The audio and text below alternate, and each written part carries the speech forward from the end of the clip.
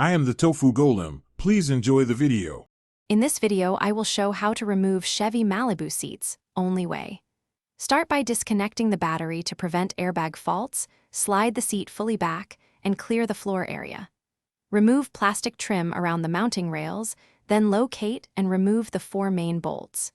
Keep bolts organized and label connectors before unplugging seat wiring harnesses. Take photos of connector positions to simplify reinstallation, and follow torque specs when bolting seats back in.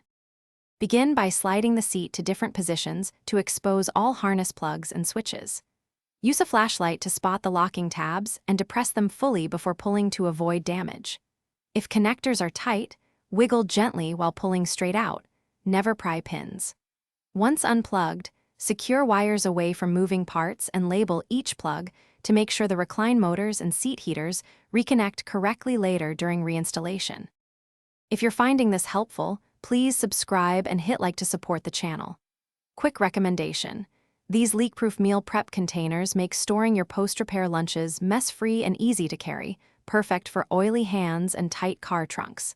They stack neatly and seal tight, saving time between jobs. Check the description for the link and other deals. Now let's get back to the video.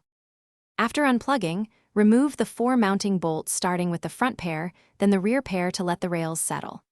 If bolts are stubborn, use penetrating oil and a breaker bar, then reattempt with a longer extension for leverage.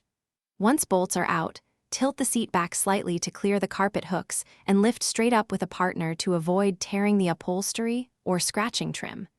Move the seat to a safe spot for inspection. Thanks for watching.